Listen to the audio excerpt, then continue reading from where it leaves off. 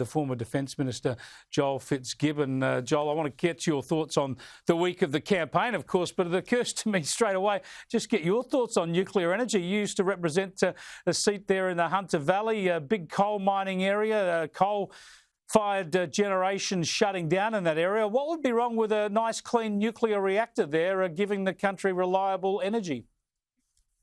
My position on this is well known. Chris, I've been saying it for many years. What we should simply do is lift the prohibition, which was a mistake, and let the market decide. I mean, if nuclear is too expensive, the market won't invest. We should wait and see. Yeah, exactly. Yeah, exactly. I noticed Anthony Albanese at the debate earlier in the week saying that the private sector is not interested in nuclear. Well, they can't be interested because it's illegal. As you say, the first step would be to get rid of that legislative ban. Let's talk about the week on the campaign trail and start with that People's Forum where the two leaders went head-to-head. First up, this highlight from... this is from Peter Dutton when he was focusing on the people in the audience doing it tough. Can I just get a show of hands? Who's doing it pretty tough? Who's finding it hard to get by at the moment, the way the economy is, cost of living pressures and so on? Firstly, I think that was a very confronting scene, if I might say, from where we're standing, to see the number of hands raised then of people who are working hard, people who have done everything they can in their own budgets to cut back on expenses and just to try and make things balance at the end of each week or the end of each fortnight or month. Well, that's the right issue for the opposition leader to focus on, Joel Fitzgibbon. How did you think the two leaders handled the debate and who do you think got most out of it? It absolutely is the right issue for Peter Dutton because cost of living being an issue works against the incumbents, and he really needs, if he's to improve his position, to get the debate back on cost of living. That's what he was obviously trying to do. Look, I thought they both acquitted themselves very, very well. Peter Dutton in particular needed a good night, not because I think these debates turned the political dial much, but because I think he needed a boost of confidence. And you can see throughout the balance of the week that it did exactly that for him. But he started the week terribly. The capitulation on those two policies was one of the most damaging things I've seen during an election campaign, and I've been watching them even longer than you have. And he needed something to recover from that. And he's continued on this week pretty strong after that debate, but he'll need a lot more to further close that gap. Yeah, I think you're right. I think he probably needed to do more in the debate, but he did at least get a strong showing, and he has been stronger in the rest of the week. Let's have a look at some of the Prime Minister in that forum. We can bring down the cost of electricity. We can bring down the costs across the economy otherwise, and that is, I think, transformational for our economy, but of course opposed by the Prime Minister. Well, let's hear from him. Well, the only gas policy that the Coalition have is the gaslighting of the Australian public.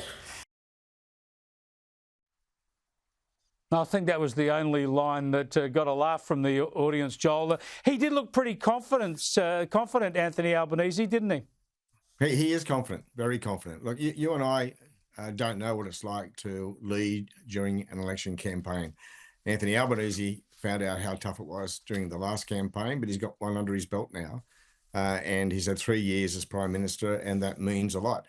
Peter's very experienced too, but he's never faced the gaze of that media scrum. And as you know, it's a very excitable and aggressive scrum, and they don't let you off the hook easily, and it's difficult for him. But what he needs, I think, more than anything now, is to re-establish his brand and produce, as late as it is in the piece, policies that are consistent with that brand, and a brand which needs to be underpinned by their values and principles. We haven't really seen that. I mean, for all of our lives, the Liberal Party has marketed itself as the party of low taxes and industrial relations reform, personal freedoms, etc. But we've seen none of that from Peter Dutton throughout the campaign. Look, I understand why he went into the campaign with a small target strategy. That would have been set when Labor was still struggling in the polls. But since Trump, which has flipped everything, they have come back hard. So he needs to adjust that strategy, in my view, and to give his base at the very least something very liberal, a policy which is, I suppose, preferably through the tax system, which is structural, permanent, and goes to the heart of productivity, because despite the fact that productivity is very, very low in our country and has been for some time, there's no productivity debate in this country, and that's disappointing. Yeah, I think you're right. I think he's got to prosecute a call to action too. He's got to demonstrate why it's urgent to get rid of this government. And if you're going to do that, you've got to have a pretty big policy agenda to set things right. I just want to show you something from the Greens, though, that I think is pretty bad news for Anthony Albanese. Here's Adam Bandt. The Greens are within reach of winning seats right across the country, and in a minority government, we can make things happen. Vote Greens. We will keep Dutton out and get Labor to act on the cost of living, housing and climate crises. With more Greens, we can put more pressure on Labor. With friends like that, Anthony Albanese doesn't need enemies. How is he going to brush off this claim from the Greens that they're pretty much going to dictate the policies of a minority Labor government?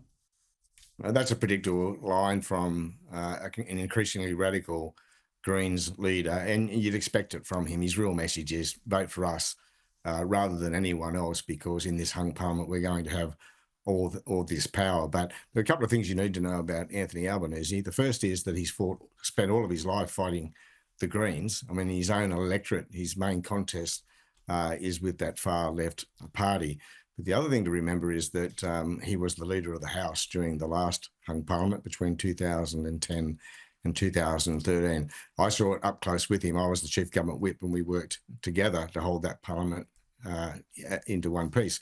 But it's that experience, having watched Julia Gillard do a deal with the Greens, it's that experience that will ensure that Anthony Albanese won't be doing any deal with the Greens, but he will rely upon them to get legislation through the parliament. And that, of course, is where it gets very messy and very unproductive for the Australian economy.